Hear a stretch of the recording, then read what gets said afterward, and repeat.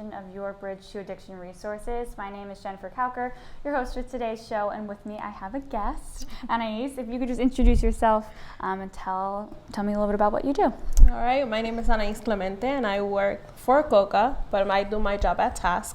I'm a case management specialist trainee. I know it's a long, but it basically means that I help a lot of I help people that need medical assistance to apply for medical assistance.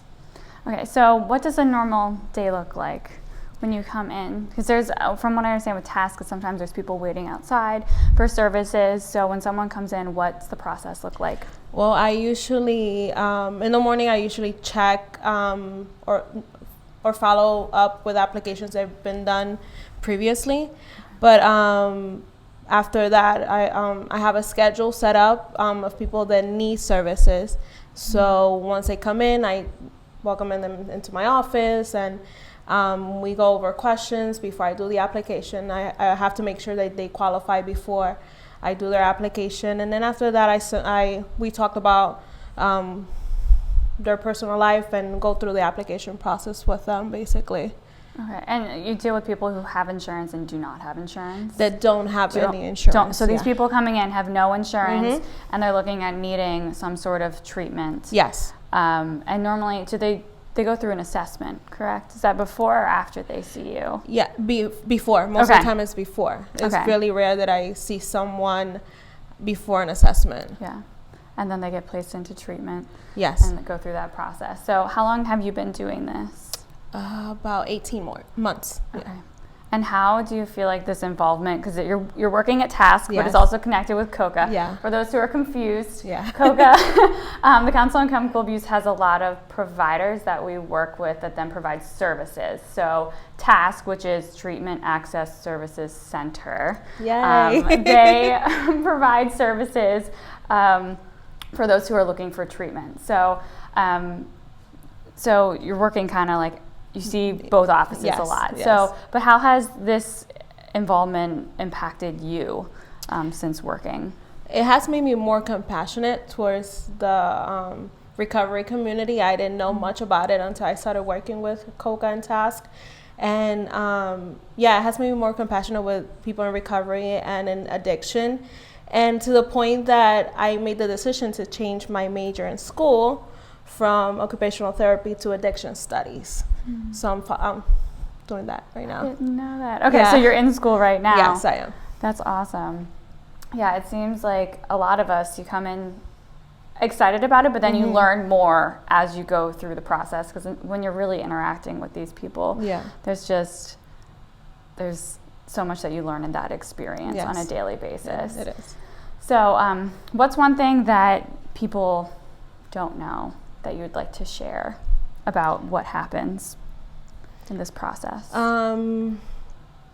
That there's help out there. Some people don't know the resources that we have, and they don't have the information. So I just want them to know that there is help, that there's people that are willing to help, and there's people that love what they do. So I think between COCA and TASC, we have great staff that are willing to do their best to get people help. Yeah. So is there anything else that you'd like to share about? To me, it's just fascinating, this process, because there's so many people that need treatment and don't even know that it's available to them, especially if they're uninsured. There's this question of, wait, I don't have insurance. How do I even get into treatment? How do I know what kind of treatment I need? Because there's different levels of care and all of that. Yeah. So to me, it's just amazing that so many people still don't know that this is available to them. Yeah, and a lot of people don't know that some of the services are free because COCA covers a lot of the services, actually. If you don't have insurance, you can come into TASC, you get screened and evaluated, and most of the time you get the services for free until you get some type of coverage from the state. So. Yeah. Okay. And do they find out that process right away? Like, would someone know if their cover's going to be covered when they're going through this I process believe early on? so. Okay. I believe they do. Some of them don't, and they're like, "What am I gonna do? I can't do it." And I just tell them, "We cover for you. Don't worry about it. Yeah. You're good." Yeah, because So- there's a lot of comfort in that, because treatment can be really expensive, but Yes. knowing that there's services that people can come and get help, and that they don't have to worry about the costs that it involves. Yeah. Yeah. I guess, really it's just to maybe talk a little bit more about is there something specific that you feel like you've learned? You said you learned a little bit more about just like having compassion for these people and what they're going through and about the disease of addiction. But is there anything else that you've learned? I think it just brought to my attention the need in the Hispanic community of more. We need more people to be involved in the Hispanic community to help those Spanish-speaking people. They don't have. We don't have as many people, many evaluators or professionals that do that work with recovery and addiction. So that's part of the reason why I decided to go back to school. To change my major, just because I'm bilingual and I can help people in the Spanish-speaking community. I guess it's needed. So I encourage anyone that is interested in the field and speaks Spanish, jump in the ship. Yeah, I guess. Yeah, because your position, your position has to be bilingual, right? Because you have someone that comes in. Are you translating then directly for them so they understand the whole process that they're going through? Yes, we do the entire process in Spanish if they don't Okay. speak any English. Sometimes if they do speak English, they feel more comfortable speaking Spanish. Yeah. So I try to make it easier for them. Even the paperwork, I try to make sure that it's in Spanish for them. Yeah. Yeah, because that's what we've been learning, that there's still, like you said, there's this big need for those who are Spanish speaking in the field to reach those who are needing services in Spanish. So is there anything else you'd like to share about what you've learned? Or just about that we didn't get to talk about yet? Good question. I don't know. I don't know if you want to talk a little bit about our experience with Esperanza para Berks. Yeah, we could. Yeah, if you'd like to talk about that, you can talk about that. Yeah, it was an amazing experience, and I hope we get to do it again. If any of you didn't get the chance to participate, Esperanza para Berks was an open forum for the Spanish-speaking community in which we had different professionals in the field. Even we had a pastor that spoke, and we just basically covered topics on addiction and how the different fields can work together to help people in recovery. It was an amazing experience, and every event that I go to, that I see people that are in recovery and they become good working citizens.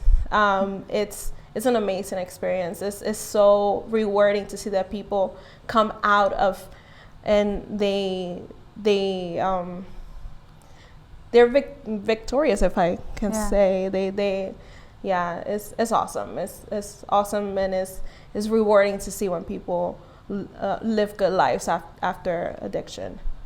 Yeah, so I think Giovanni was on talking about Esperanza Berks a few weeks ago.